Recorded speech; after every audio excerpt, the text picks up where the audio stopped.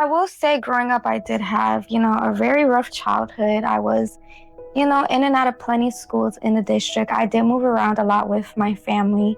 So I feel like I never really had a stable place to, get connected and actually, focus really.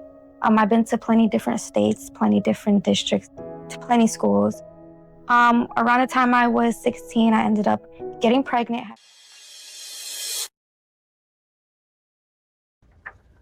Welcome. I am Chandra Kydd of Smart Kid Concepts here to just have a wonderful session with you guys. Welcome. Today's session is Students on the Rise, Breaking Barriers with the GED. I am here with Hannah of Boca Raton, who's going to share with us all about her journey. Welcome, Hannah. Hi, how's it going? Hi. So glad you could be here with us today. Thank you for having me. I am so excited about this interview because I really wanted to give, some of our viewers an opportunity to just hear from someone who was definitely breaking barriers and who just decided to get on that GED journey and get that high school diploma. So, Hannah, if you would just give us a little bit, a little idea as to, what is it that maybe prevented you from finishing high school in the first place? Well, I will say growing up, I did have, a very rough childhood. I was, in and out of plenty of schools in the district. I did move around a lot with my family. So I feel like I never really had a stable place to, get connected and actually, focus really. I've been to plenty different states, plenty different districts, plenty schools. Around the time I was 16, I ended up getting pregnant, having a kid. So that stopped me from continuing school. I did try to get my GED at that time, but it just was too much going on. So really I stopped, but I did want to, pursue my education and complete high school. So you just mentioned that you did try before. So what prevented you from finishing back then? Having a baby was just really hard at the time. I didn't really have much help. It was really just me with the baby. The person I was with at the time worked too much, so having to go into the campus, even trying online at the time, it was just so hard to focus. And then to even find the time to focus was really hard. So. Okay. And so right now you're still on the path to getting your high school diploma, right? So you have been able to pass so for those of you who don't know, I just want to share that in order to get your high school diploma, you have to pass 4 subjects. Those subjects include reading, math, science, and social studies. So of the 4 subjects, Hannah, which are the ones that you've passed so far? I passed the reading first, and I just recently passed social studies. Okay, so is there any, tips that you would give that would help someone who is maybe struggling with the 2 subjects that you've already passed? Just make sure you study everything. You don't know what they're going to throw at you in there. I took the social studies test twice, and it was totally different the 2 times I took it. Nothing was the same.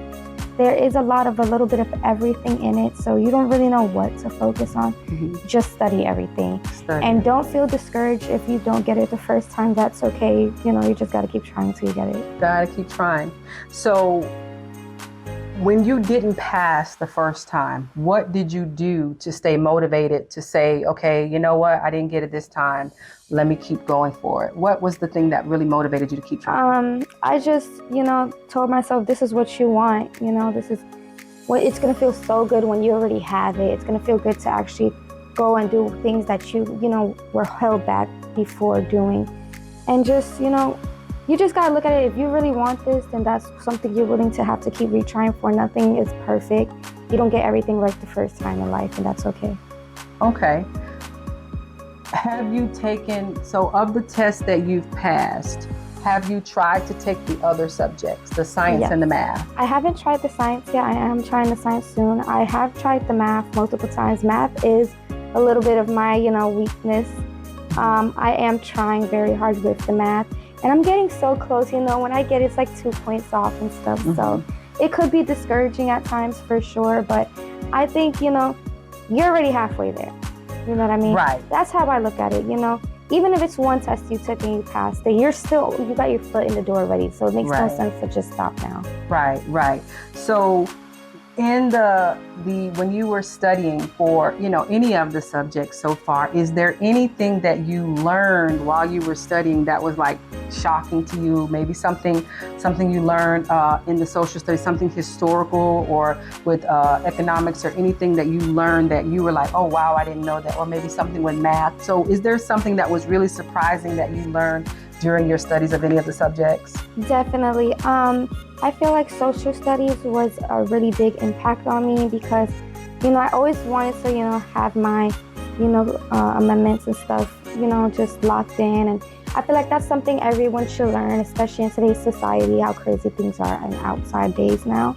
That's something I've always wanted to learn, but I thought I just could never, you know, get down packed with a lot of things. You know, I thought, okay, that's not for me. Social studies isn't for me and stuff.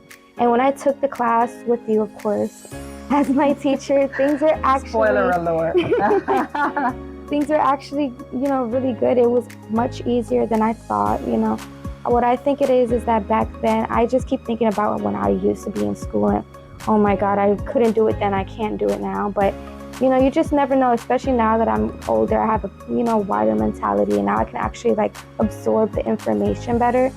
And with today's society, you really have to learn certain things. And I feel like that was like a major impact on my life. So, yeah. Yeah, you know, so she spilled the beans, you know, but yes, I was Hannah's teacher for the GED Social Studies portion of the exam and the reading and language part of the exam. So, you know, I'm not going to pat myself on the back for the social studies, but really and truly, I think a big part of, you know, one of the things that I try to incorporate in the classroom with you guys is bringing the social studies content to a realistic perspective. So not just teaching about, you know, amendments for the sake of the test, but the amendments as to how you need to know them for real life. Because I think that's really important with adults, is that when you guys learn the things that you need to know really pertain to you in real world context, it makes you want to know it a little better, and it makes it stick. So we're learning about the amendments, not just for memorization, but I need to know this in case I get pulled over or I'm in a legal issue. You can now, you know it enough to be able to defend yourself. Right. So, you know, just wanted to throw that out. And that's really great that was brought to life for you, and it helped it to make it more tangible where you could understand it a lot more. And that's, I think, a really great strategy for studying any of the parts of the test, even the math. If you put it in a real world perspective, it helps unlock it a little bit more for you. What's one thing that you wish people knew about the GED process? Maybe something you didn't know before until you like really started asking questions. What is that nugget that you wish more people knew about going for their GED? It's not that hard. It's not that hard. I feel like a lot of people are scared to go back to school, especially a lot, you know, in today's society. I feel like a lot of people look at it like, oh my God, you didn't finish high school, you know. I feel like a lot of people are embarrassed to go back to school. Okay. You know, you're going into a school with different age groups, different. Yes. But what I will say is everyone's there for the same thing. And a lot of people nowadays don't even have, you know, their high school diploma or whatever, and they're stuck getting these minimum wage 9-to-5 jobs. Yeah. I feel like I look at people that want more for themselves. You want a better future. You want an actual career. You don't want to live this 9-to-5 paycheck to paycheck lifestyle, especially in today's society. It's very hard. So the way I look at it, it's, you know, don't be afraid to come back to school. I feel like a lot of people look at it like, oh, I would never do that again. I would never. And it's like, you can't keep doubting yourself. You don't know what you're capable of. I was one of those people who said I would never go back to school. I'll just figure it out. And here I am actually doing it. And, you know, I'm sitting here like, wow, I could do this, you know. Right. I feel like a lot of people are scared to say like, okay, yes, I do want to, you know, pursue my education, and I do want to actually, you know, make something of myself. Right. So before, you know, you mentioned that when you tried before, if you weren't able to successfully complete or because you weren't able to were you able to pass anything at all? No. So the first time you attempted to go back to get your GED, you didn't pass anything. No. Okay, so now that you're going back now, however, you mentioned part of the struggle before was your daughter. Right. But your daughter is still, of course, existing today. So how is it different from the first time you went to now? What is it that you're doing different that you're now able to make this great progress this time around? Is there something different the first time? Was it, I don't know if it might be the strategies you're using, or maybe the place that you're going, or what is it that's different from the first time you tried? Well, what I will say is when I started going, I had a newborn. So at the time, you know, for mothers and fathers as well, as you know, you really just have to attend all your attention to that child at those times. Okay. I never really had a chance to sit down, and when I did end up going, I was doing in-campus, in person, and it was just so hard, you know, being at the school, worrying about, you know, if my daughter's fed, if she's, you know, and then having, you know, homework or having to study really hard. I just could never grasp my head and my mind on the things I needed to focus on because I felt like I had bigger responsibilities at home. Where to now, she's in school now, you know, she looks up to me, I will say, in getting the education as well. So I want to lead by example. I don't want her to, you know, say, oh, you know, you didn't go to school, so I don't have to do this. Gotcha. I want her to be able to see, okay, yeah, my mom did graduate. My mom actually is making something of herself, and I want to be like that. Gotcha. So because she was so much younger then and required so much more attention and care, you know, being a newborn versus now she's older, to where she's more able to self-manage herself. You can say, hey, you know, go over here and you do your homework, and mommy's going to do her homework here. So you're able to have a little more freedom to be able to focus on school. Even though she's still small, you're able to have a little bit more leeway because maybe she's in school while you're in school. Kind of gotcha. Makes sense. So that's a great encouragement, you know, for, you know, folks who might be they're not going back to school because they're saying I have a child. So that's a great testament because it's doable even with young kids in the household. Is there a tip that you would give, because you're a single mom, right? Yeah. So is there a tip that you would give, Hannah, to a single parent out there who is trying to juggle work, school, and a child as a parent, a single parent? Is there a tip that you would provide and how you could juggle that? Yeah, absolutely. What I will say is, you know, now that the school year is over, it's currently summertime, I'm doing online classes still, you know. I feel like if you have a chance to pick up your phone, you have a chance to learn something new. Any chance is a chance to learn, whether if you have your kid next to you trying to learn with you, you can sit them down with you and they can sit there and try to grasp as much. Even if they don't understand, they can still grasp something as long as you're, you know, showing them stuff like that. And both of you guys can learn together, and it's still an opportunity for you to grow. Or tell them, hey, sit down, take a book, you know, you read while I study. I do it when I'm cooking. I do it when I'm in the gym. I have my iPad or something there, and I'm always learning something new so that I can put it towards my school, you know, just to try to get things moving. If you have a chance to just sit down and relax, use that chance to do something with it. Do you think that your daughter understands why it's so important to you to go back to school? Yes. So how did you explain it? So kind of walk us through, like, so you made the decision to go back. How did you explain to your daughter, hey, mommy's going back to school? Well, it started when she was going to school, and I told her, you know, things are going to take a little bit of change. Things are going to be a little bit different. You're going to have to start going to the sitter after school, you know, and she's just like, why? What's going on? I told her, you know, I'm going back to school because I want to be able to finish. I want to be able to get a good job so you can have a better childhood. You can be, you know, we won't have to live the way we're living. Not saying I'm living bad at all, but I want better for my child. So, you know, she understands that, and she knows she has a great support system behind her from both sides. You know, her dad takes care of her very well. Same way, you know, I just want at least her to see, okay, she's the reason I have to stay in school too, because I want to do what she's doing. Right. I want her to be able to make it to college. You know, I want to be the first person in my family to get to college as well. So. Okay, tell us about you. You have to share. So we're not at the goal yet with all four. However, you're going to be there. Yes. All right. Yes. And you know, like you said, stopping is not an option. No. And as long as I know you, it is not an option. I will come get you. All right. But after you do get that gold medal GED, what's next? What are we doing? What's the next step? We're going to college to do what? I want to go into cardiology. Okay. I'm not sure what yet. I know that's the field I want to go to the medical field. I feel like that's something where they're always going to need people. You know, I sat there and I started really thinking of my future and thinking, okay, what's next after this? Because it's going to come a time where this is going to be done. Of course. And you can't dwell on it. You can't sit down and say, okay, I'm going to just chill for a little bit until I can actually... No, I want to have a game plan set up to where I'm done with this, going straight into something else. Medical field is always needing new people. There's always room for anybody in the medical field. That's anywhere. So I thought, okay, and then on top of that, it would be good to help others out too and actually do something with my life. So.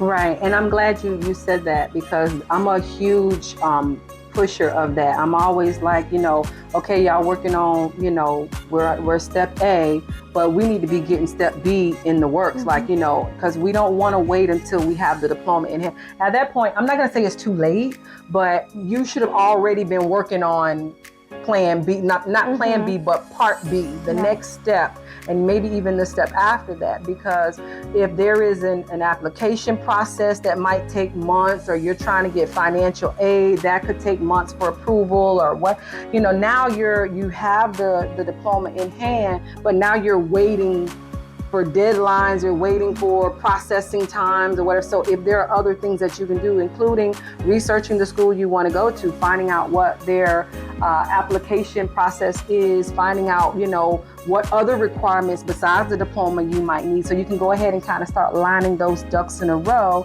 Because a lot of times when you have that big gap space, you know, you kind of get out of the used of going to class and studying, and then you start getting back into regular life mode, and then it just now becomes a big adjustment all over again once you start a year later or whatever. So it's really good to try to keep going. Right. Is there something beyond the it's being a lucrative career field?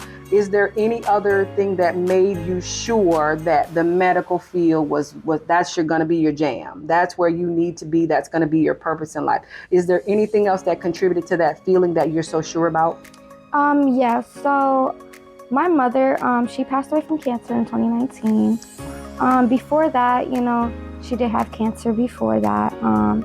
It's just a lot of medical issues with her. When she first found out she had it, she didn't really find out she had it. She was going to the doctors out here, you know, wondering what's going on. My legs are hurting, one's swelling. It was just a lot going on, and no one had answers for her. And it wasn't until she went to a whole nother state up north to a research center for them to actually find out, okay, well, this is what's wrong. It's too late. You're already stage 4. There's nothing we can do at this moment. Oh, wow. And I felt like if the medical field out here just took some more time to actually dig in and research more, or even put more research centers in place, I feel like that could have been avoided 100%, or maybe even sent her out there sooner. It's just, you know, just having to go out of state to find out what's wrong with you is unacceptable. You know, I feel like there has to be a change, and you don't know, maybe you'll be the person to make that change. So gotcha. So in a way, maybe someone may have maybe not followed through well enough, or dropped the ball along the way, and you want to kind of be that someone who you're that someone who takes the extra step that might save someone's life, or help them to maybe not go through as much difficulty finding out what's really wrong with them, to maybe hopefully save their life one day. That's really an amazing story, and definitely an inspiring motivation. So it's good to know that it's more than just because it's money. It's because you want to make a difference, and hopefully maybe help someone else avoid what you went through, losing your mother, finding out so late in the game when she could have been diagnosed much sooner, at a way that maybe may have made all the difference. Right. Wow. That's really amazing. And it's interesting because I posted not too long ago, and I don't know if you had a chance to see it. I talked about, you know, folks choosing career paths because their family or friends are kind of like pushing them in that area. So I think it's great when folks choose a path for a really great reason. You know, money is not enough. you need more than money, because you can have $1 million and still be unhappy. But if you have that something that really makes it a passion, that you don't mind going to work, you have that internal motivation as to why you want to go down that field, I think it makes, all the difference in the world. So, if you could go back in time, what advice would you give your younger Hannah? I would tell myself, just stay focused, stay motivated. I know, moving around so much isn't easy. It isn't easy starting over, going into new schools, and they're on totally different routes you were on. They do things totally different. But I would just say, don't give up too easily, because I did give up very easy with school. I was raised around people that never finished school, so I always looked at it like, oh, well, they turned out fine. So, right. And I would just tell myself, no, but you want to turn out better. Gotcha. And, yeah.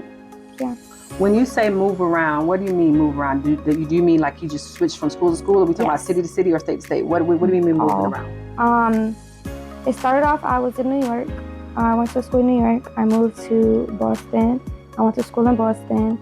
After that, I moved here. And once I moved here is really when I was just school to school to school to school. I wasn't the best. I did, I was, a troublemaker at the time. Okay, that's what I was gonna ask. Like, why are we switching schools? Is it like, the somebody's career change, or y'all was like moving, all like physically moving from home to home, where you had to switch schools, or was it that you were? It was a little bit of both at first. It definitely was changing locations a few times, so we got it right. When we finally got settled, I just felt like, at that point, I don't want to do school. It's just too much moving, too much having to settle in, too much focusing. I feel like I just became very angry. I didn't have no one really to talk to at the time. So I feel like that's where it like rooted at. And then from there, it's like, okay, I decided to just do whatever I want, not care about what anybody said. I wasn't the only child. I was a child at the time. There was 6 of us.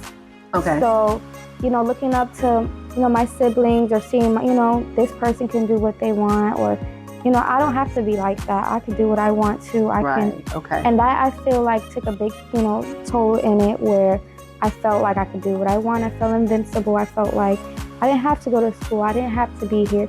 And that came with a lot of, repercussions. So I did move around school to school to school out here, district to district, city to city. It got to the point where no school really wanted me. I wasn't allowed to go to graduations. I missed proms. It was just always an issue, just hearing me going into a school. It's like a lot of people didn't want me. Certain high schools like told my mom she can't come here. And at the time I thought, okay, well, I don't care. I just won't go to school.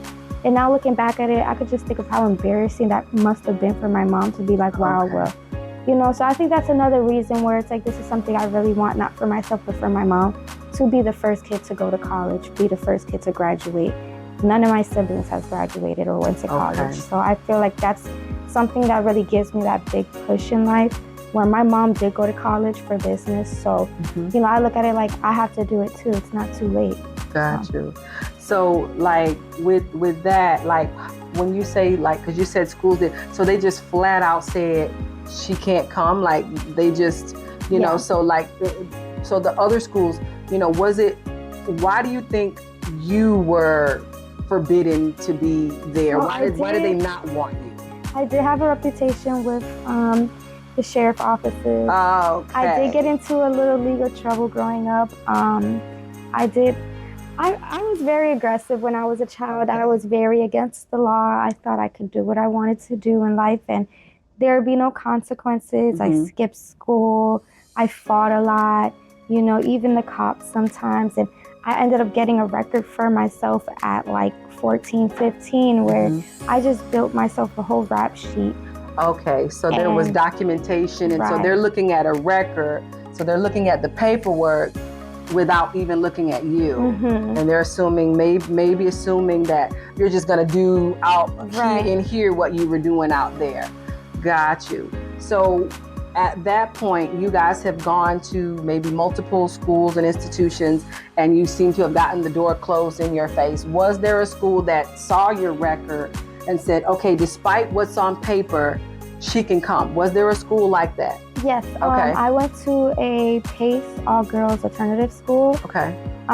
Their specialty in, helping girls, there's counseling, there's, motivational groups in there. Just, they're there to help you with your problems. They know you're coming in with problems like most girls in there.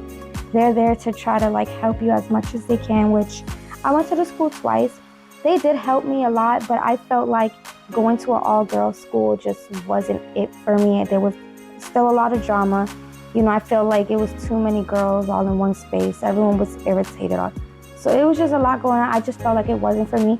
Maybe it was just the time it was that I just didn't really want to be there. Okay. Then I started skipping school and falling back into the same pattern I was in before I even went to that school. And it got to the point where my parents really just gave up and was like, listen, there's nothing else we could do. We tried everything at this point. You're going to have to do what you want to do. And you just got to accept the path you're going to go down. So. And how old are you at this point? At that point, I was 15. Okay. And like what grade are you at this point? I want to say, I don't remember, probably like 8th, 9th. Okay. So like school, high school or still middle school? 16.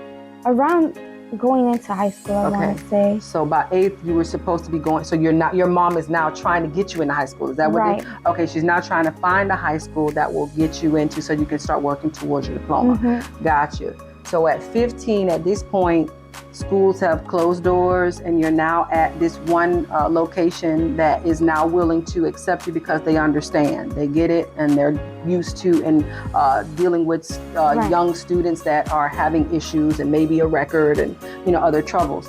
So, but your mindset was like, I'm gonna do what I want. I'm not interested in being here anyway, even though they're willing to help me. I don't want. So at what point did your mindset shift to say, I want to go back and finish?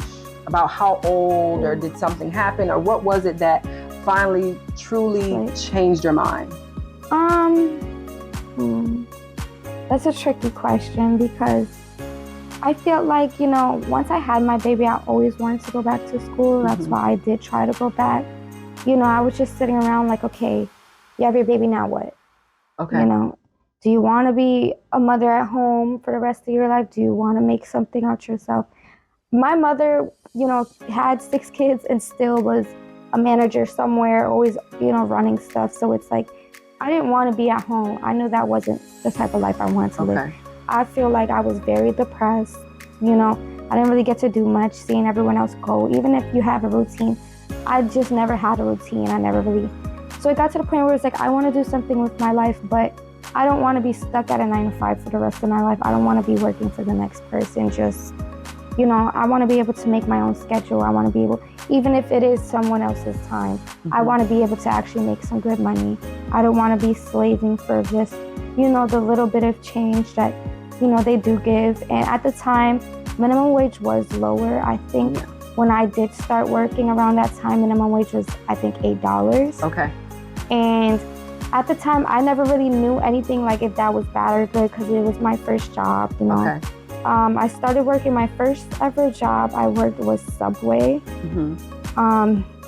Hated that job. I hated it. I thought, I didn't really do no math when thinking about the hours. I was just like, okay, I'm going to get paid. Right. And I was just working really hard, late nights. It was a 24-hour store.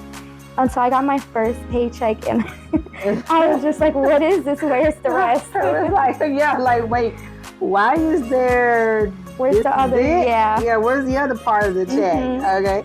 So, and that's really interesting, because that's an issue. A lot of folks, and I have to go back to the social studies, a lot of folks are not, when we talk about economics and we're talking about like money and finance, no one oftentimes really teaches, about, they're going to take out taxes and, maybe, all of these different, government fees and all of these other things. And then they're going to take out this and that and the other. So by the time you look at it, your paycheck is maybe pretty small. And if they take out if you get insurance and benefits, that's if you get offered those things, and usually don't get them if you're part-time.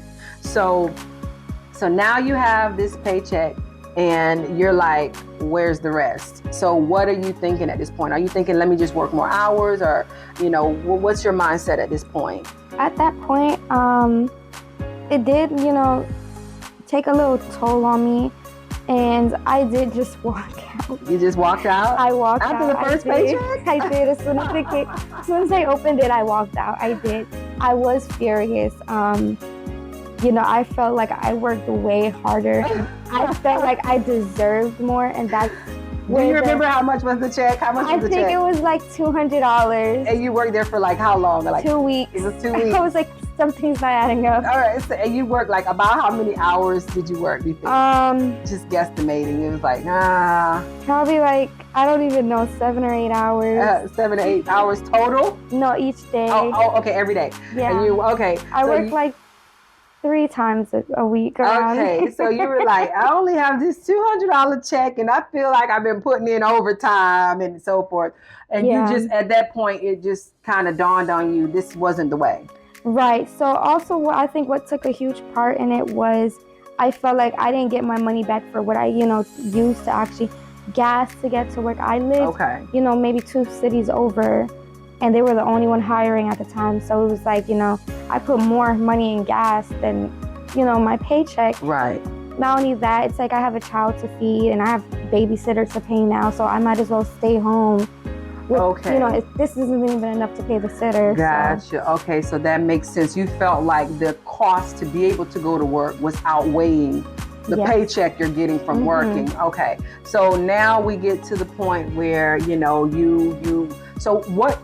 how did you know how to like go back to school? Like, did you know the process, or like what was your strategy, or how did you know what to do to go back to school to get your GED? Well, I always knew if I was going to go back to school, I was going to go to the same campus I went to when I started, which is the same campus I'm at currently. Okay. What I did was I reached out to the campus and I spoke to the advisor. Yeah, like registration in a way. I talked to them, and then they got me in connects with, I want to say, the counselor. And he told me everything I needed. He said, listen, you have to come in, take a test just to see where you're at. It's not a test you have to pass. You don't have to try your hardest.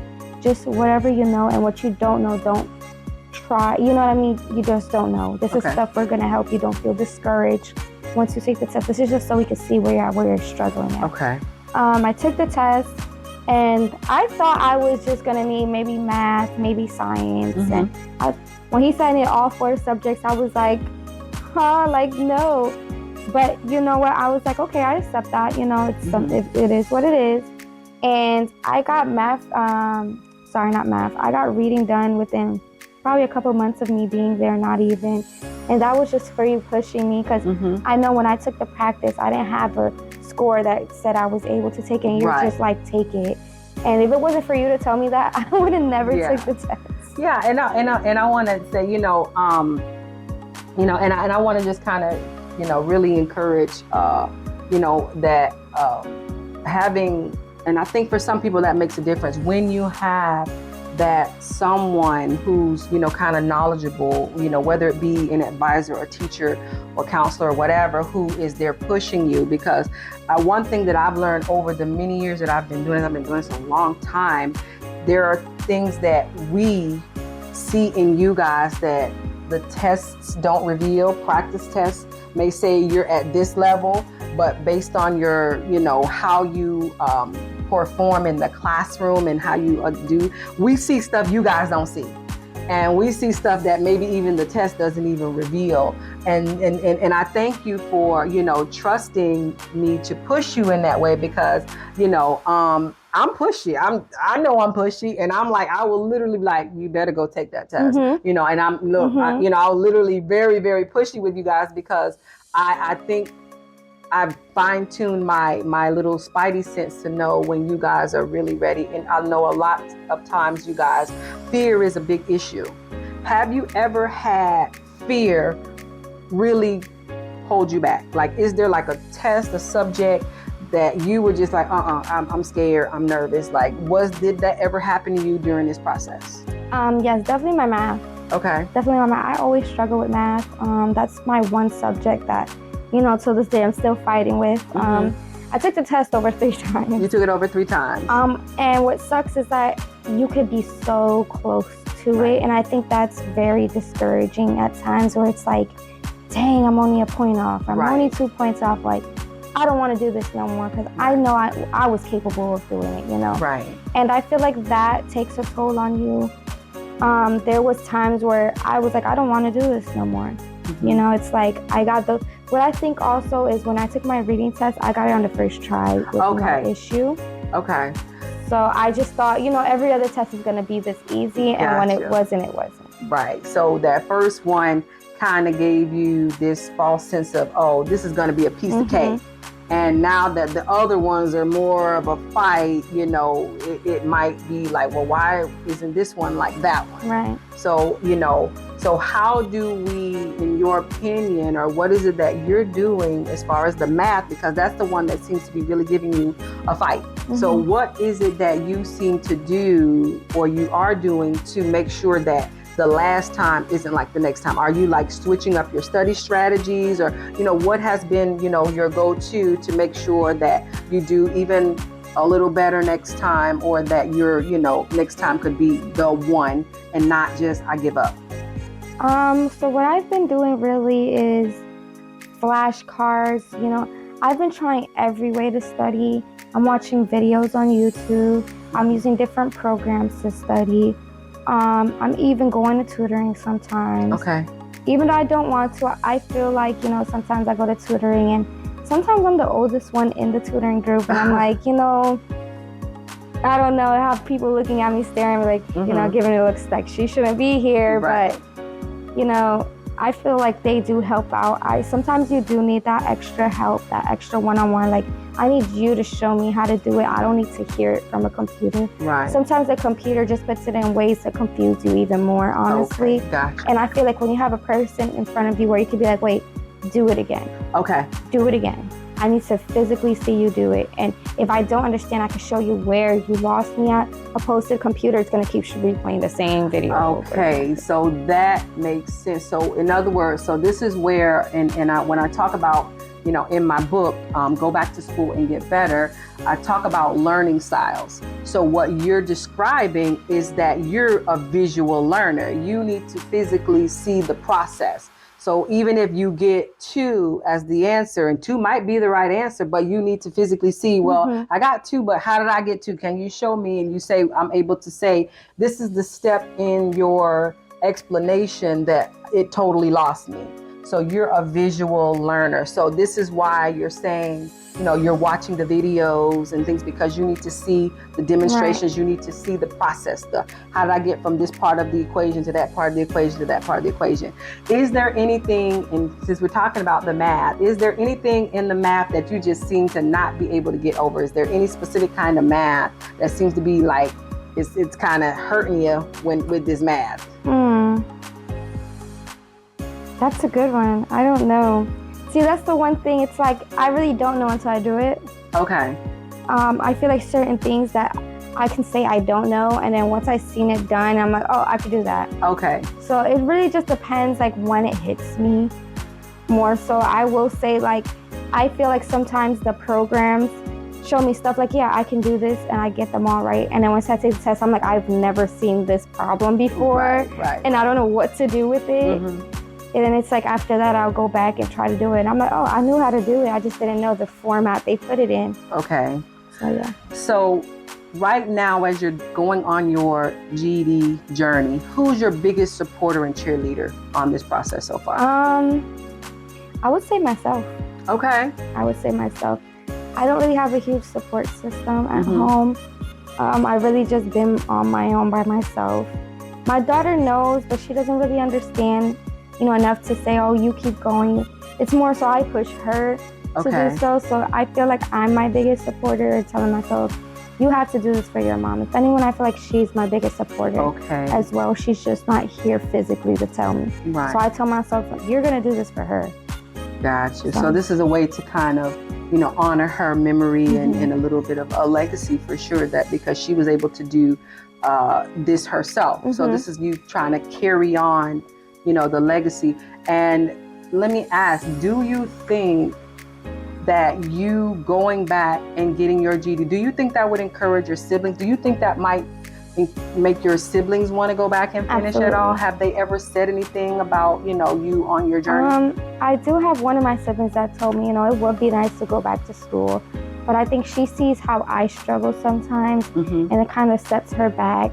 I think if I was to actually, once I do finish it, I feel like she'll say that, okay, yes, you did it, maybe I can do it. And then I could push her a little more to say, look, now that I finished, I could tell you it wasn't that bad. Right. I feel like now she's just like, oh, well, you're still doing it. So it's like, you can't really say much. Okay. So because you're still in the midst of the process, she might still, she's focusing on your struggle and your fight to get it done versus when you actually finish, you can now focus on the fact that, yeah, I got it done. Right. And then that could be the thing that might motivate your sister to say, okay, well, if my sister went through this and that, but yet she still got it, then I can go through all of that, or maybe even worse, and get mine as well. So now you are motivating your siblings to do what maybe they may not have really considered in the past, or, just like you had that mindset of, well, everybody around me is okay. We'll just keep going how we're going. Okay. So tell me, when you study, and I'm talking about when you have like a major study session, is there something you do to like relax or reward yourself for, just putting it in? Well, when I'm studying, I put on Adele. Every time I study, I put Adele on.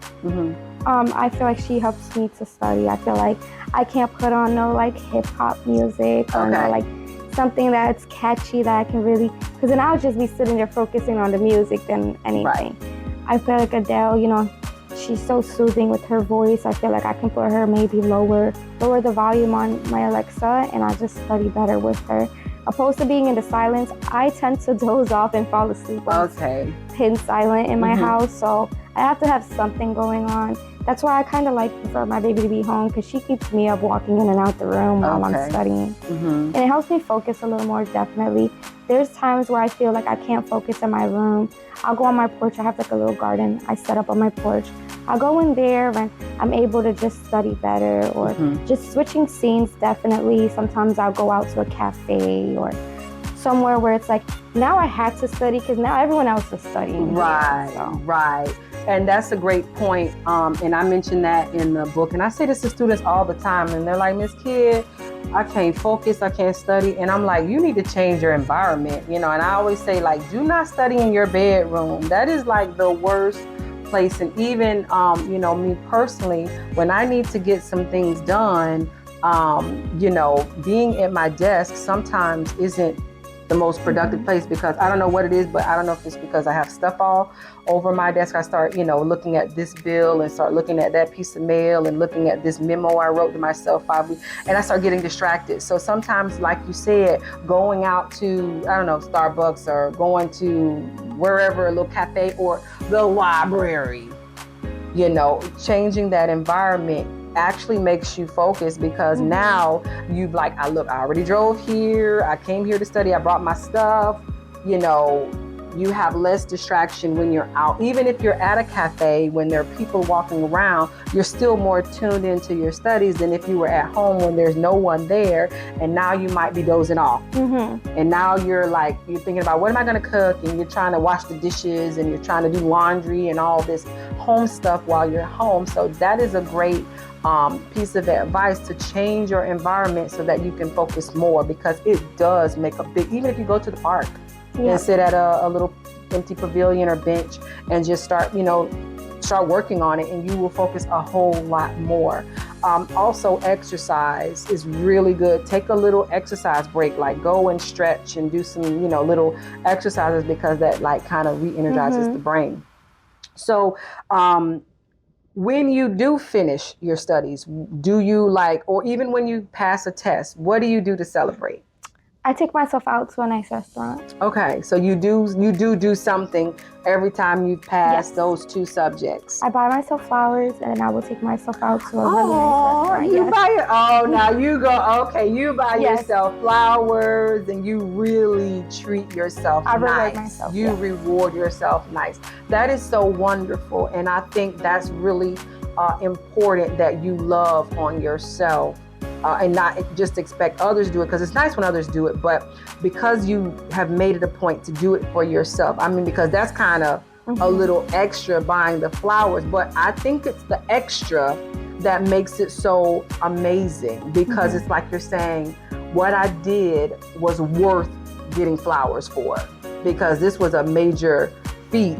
And for other people, it may not be a big deal, but for me, when I passed that test, I deserve to now go out and have a nice little dinner and flowers to celebrate myself. And then those flowers are there to, like, you can watch them and look at them to really symbolize the amazement of your accomplishment.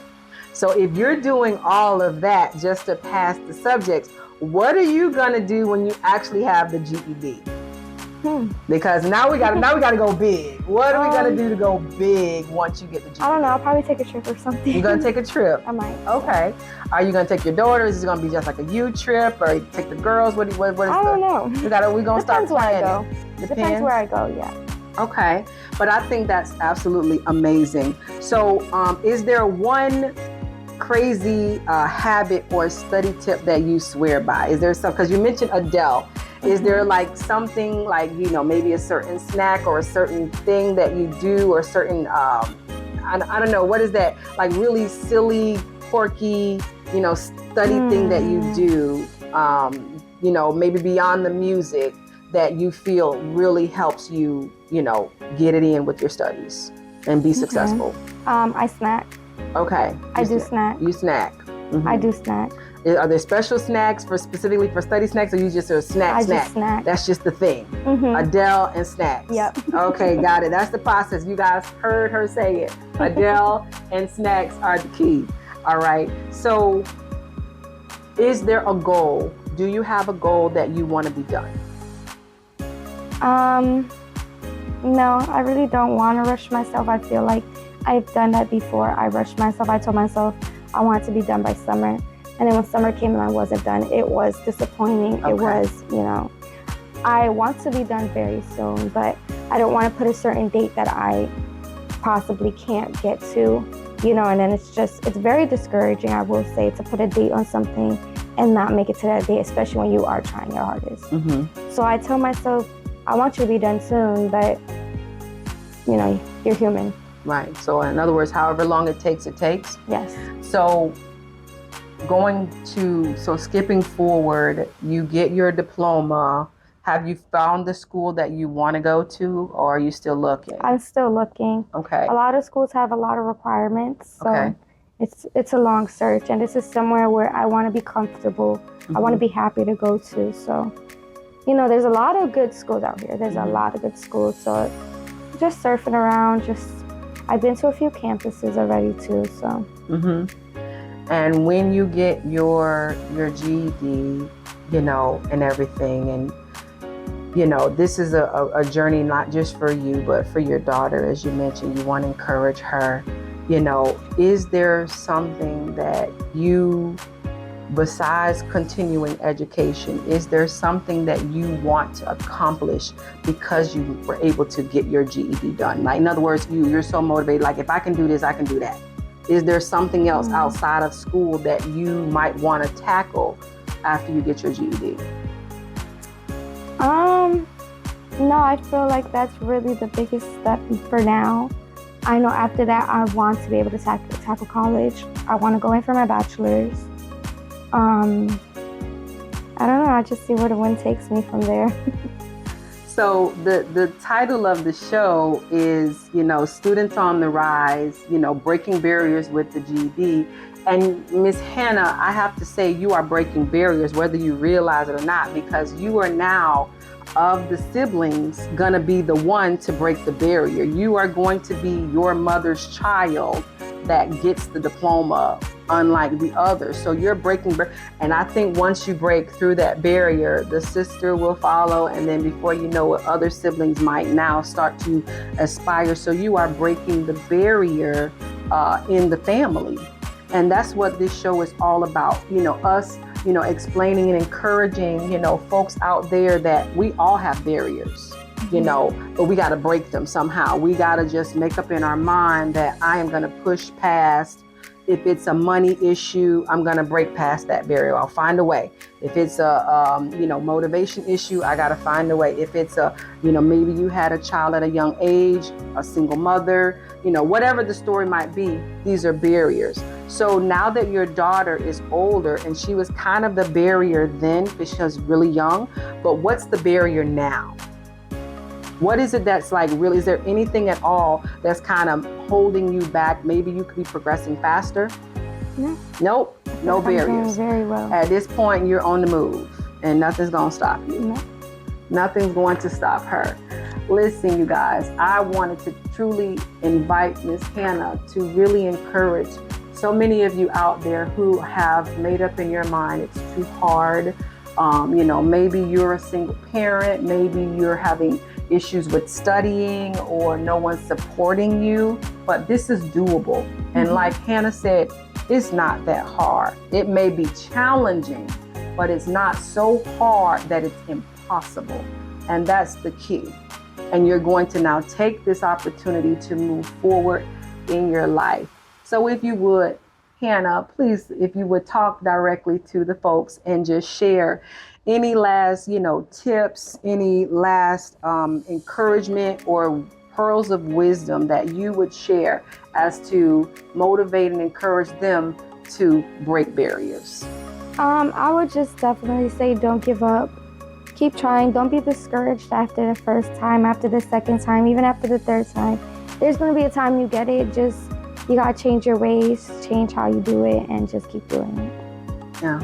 So don't give up. Don't quit, no matter what. No. She's going to come for you. I'm going to come for you. I'm going to find who you are. And I'm going to stand over you and say, not today, not today. So I am so glad you could join me, Miss Hannah. This was a great session, and I am so certain that someone heard something you said that really is going to resonate with them, and they're going to say, I identify with her.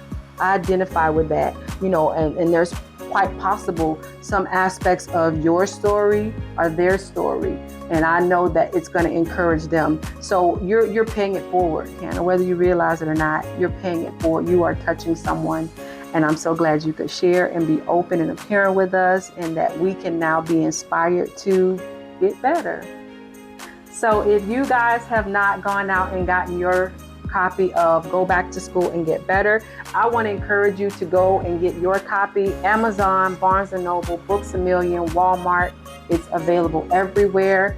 Please do. If you are not in school or you need motivation, you are in school but you need some assistance, some guidance, some motivation, some coaching, you guys can reach out to us at www.smartkiddconcepts.com, and you guys can receive counseling services from me. And you guys, please know that I am always on your side, because that brings my heart joy when I see you guys with your graduation hats and you guys are winning. Because when you guys win, we all win. And when you win, your family's going to win, including your daughter. So you guys, please do get your copy of Go Back to School and Get Better. And also we have available Don't Get Bitter, Get Better by Chandra Kydd. I hope that you guys learned something and that you all are encouraged, and we love you, and we're so grateful that you could join us for this episode of Breaking Barriers with the GED. I'm Chandra Kydd of Smart Kidd Concepts. See you next time. Bye. Bye, everybody.